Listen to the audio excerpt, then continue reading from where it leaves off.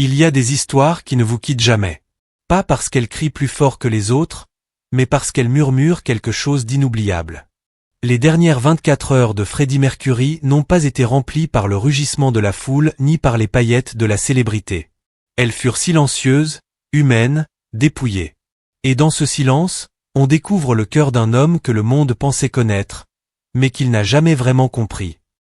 À l'approche de la fin, Freddie n'était pas entouré par la fortune ou le faste. Il était entouré par l'amour. Et tout près, à chaque souffle, à chaque murmure, se tenait Jim Hutton.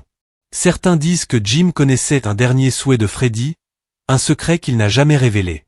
Peut-être l'a-t-il emporté avec lui, ou peut-être repose-t-il à la vue de tous, dans ce petit monde que Freddie avait créé pour se protéger. Voici une histoire que l'on raconte peu. Une histoire intime et fragile, faite de gestes simples, de regards partagés, de silences lourds de sens. Et une fois que vous la connaîtrez, elle restera peut-être avec vous pour toujours. Avant de continuer, n'oubliez pas d'aimer la vidéo et de vous abonner pour découvrir d'autres histoires méconnues derrière les légendes. Quand on pense à Freddie Mercury, on pense d'abord à cette voix. Puissante, théâtrale, unique. Sur scène, il dégageait une énergie qui électrisait les foules. Sa démarche, ses costumes flamboyants, ses mouvements chorégraphiés, ce n'était pas seulement du spectacle. C'était de la poésie vivante, une invitation à entrer dans son univers où tout était possible. Les projecteurs se reflétaient dans ses yeux, et l'on sentait cette intensité qui transformait chaque chanson en épopée. Et pourtant, malgré cette flamboyance, Freddie Mercury était un homme incroyablement privé. Très peu savaient ce qu'il traversait dans les années précédant sa mort, le 24 novembre 1991. Sa dernière apparition publique notable eut lieu aux Brit Awards de 1990. Il n'y performa pas, mais monta sur scène avec Queen pour accepter un prix. Ce soir-là, certains remarquèrent qu'il semblait plus mince, plus fragile, que ses gestes étaient mesurés, presque hésitants. Un contraste poignant avec l'artiste flamboyant que le monde connaissait. Peu après, il devint de plus en plus discret. Il passa l'essentiel de son temps à Garden Lodge, sa maison de Kensington. Un lieu magnifique, à l'architecture soignée, entouré de murs épais et de jardins secrets, à l'abri du regard du monde. Là, il ouvrait sa porte uniquement à ceux en qui il avait une confiance absolue. Peter Freeston, son assistant fidèle, Jim Hutton, son compagnon, et Mary Austin, son ami de toujours. Dans ce sanctuaire, il pouvait être simplement lui-même, sans spectacle, sans masque. Hors de ce cercle, personne ne savait à quel point sa santé déclinait. Même les membres de Queen Brian May, Roger Taylor et John Deacon sentaient qu'un malaise grandissait. Ils respectaient le silence de Freddie, comprenaient qu'il ne souhaitait pas parler, et acceptaient ce pacte tacite. Ils ressentaient son absence sur scène, son retrait progressif, mais ils savaient que chaque décision qu'il prenait était réfléchie, empreinte de sa volonté de protéger ceux qu'il aimait. Pourtant, les tabloïds s'acharnaient. Dès 1986, certains journaux insinuaient qu'il avait été testé positif au VIH. Malgré cela, Freddie continua de travailler, d'enregistrer, de tourner des clips. Mais pour ceux qui observaient attentivement, une fragilité nouvelle se lisait dans ses gestes, dans ses yeux, dans son souffle. Un indicible rappel que même les plus grandes légendes sont humaines. Le 23 novembre 1991, il rompit enfin son silence. Depuis son lit, entouré de quelques proches, il dicta une déclaration à son attaché de presse. Il confirma qu'il était porteur du VIH et atteint du sida, expliquant qu'il avait choisi de préserver sa vie privée et celle de ses amis, mais qu'il était temps que le monde connaisse la vérité.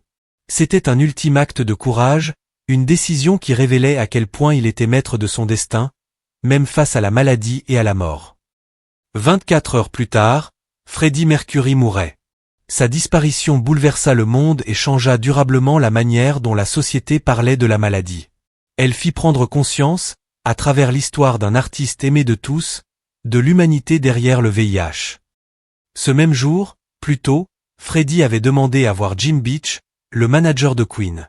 Il voulait s'assurer que tout serait en ordre. Pendant plus de 5 heures, ils parlèrent à huis clos, rejoints un moment par Joe Fanelli. Lorsque Jim Beach redescendit, il annonça qu'il était temps de rendre publique la maladie de Freddie. Le petit cercle de Garden Lodge fut secoué. après des années à protéger ce secret, ils comprirent qu'ils seraient vus comme des menteurs.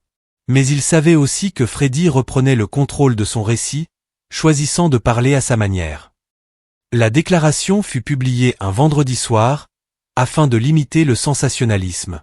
Et cette nuit-là, Freddy eut un sommeil paisible, pour la première fois depuis longtemps, comme si le poids du secret s'était enfin levé de ses épaules. Brian me révéla plus tard que Freddy n'avait confirmé sa maladie qu'en 1989, lors d'un dîner à Montreux. Il l'avait deviné, mais respectait son silence. Il voulait continuer à travailler, à créer, jusqu'au bout. Et c'est exactement ce qu'il fit. À ses côtés, du premier au dernier jour, se trouvait Jim Hutton. Depuis leur rencontre en 1985, ils avaient construit une relation intime, profonde, discrète, loin des projecteurs. Ils portaient des bagues assorties, symbole discret d'un engagement silencieux. Leur lien était fait de gestes simples, se tenir la main, partager des repas tranquilles, se comprendre d'un regard. Un mois avant sa mort, ils étaient encore partis ensemble en Suisse. Une ultime parenthèse de normalité, un souffle de liberté loin du monde extérieur. Mais au retour à Garden Lodge, la fragilité de Freddy se manifesta pleinement. Il passa ses derniers jours entouré de Jim, de Marie et de quelques proches, dans un espace calme, où chaque geste, chaque attention, devenait une forme d'amour. Jim raconta un détail touchant. Certains craignaient pour la bague que Freddy portait, de peur qu'elle ne puisse être retirée après sa mort. Freddy refusa. Elle resterait à son doigt, symbole de leur amour, même au-delà de la vie. Il fut crématisé avec elle, comme pour emporter ce lien dans l'éternité. Le 21 novembre, Freddy eut encore la force d'aller à la fenêtre pour appeler Jim, occupé dans le jardin. Ce fut un petit geste, mais porteur de toute la tendresse de leur relation. Jim comprit que ce serait la dernière fois qu'il le verrait ainsi. La nuit suivante, Jim resta éveillé auprès de lui. À l'aube du 24 novembre, ils partagèrent un dernier moment tendre. Freddy, blotti dans les bras de Jim, lui demanda d'une voix faible, « Est-ce que tu m'aimes » Jim répondit, « Oui, je t'aime » et posa un baiser sur son front. Peu après, Freddy tenta de se lever avec l'aide de Jim, mais son corps affaibli ne suivait plus. Il perdit conscience quelques instants plus tard. Jim resta auprès de lui, le nettoya, l'habilla avec douceur. Freddy fit un dernier petit geste de jambe, le dernier signe de sa présence consciente. Puis, le silence s'installa. Freddy était parti. Son visage, marqué par la douleur, semblait soudain apaisé. Près du lit se trouvait une horloge mécanique que Jim lui avait offerte. Comme dernier geste symbolique, il arrêta le balancier. L'heure se figea à 19 heures. Elle ne bougea jamais. Jim conserva ce souvenir jusqu'à sa propre mort, en 2010. Il avait survécu assez longtemps pour bénéficier des traitements que Freddy n'avait jamais pu connaître. Leur relation avait duré 7 ans, autant que celle que Freddy avait partagée avec Mary Austin. Malgré cet amour, c'est Mary qui hérita de Garden Lodge et de la majeure partie de la fortune de Freddy. Jim reçut une somme importante, mais modeste en comparaison. Certains se demandèrent pourquoi. Mais Freddy, fidèle à lui-même, accordait de la valeur uniquement à ce qui était officiel, écrit. Sa décision était réfléchie, personnelle, et empreinte de logique silencieuse. Mary, pour Freddy, représentait l'amour originel, fondamental, celui qui avait façonné sa vie. Jim, lui, avait été le compagnon de ses derniers jours, le refuge de son intimité. Ainsi se termine la dernière journée de Freddie Mercury. Une légende, oui, mais surtout un homme fragile, courageux, profondément aimé. Si cette histoire vous a touché, prenez un instant pour liker la vidéo, vous abonner et activer la cloche. Votre soutien nous permet de continuer à raconter ces histoires humaines derrière les légendes. Merci d'avoir regardé.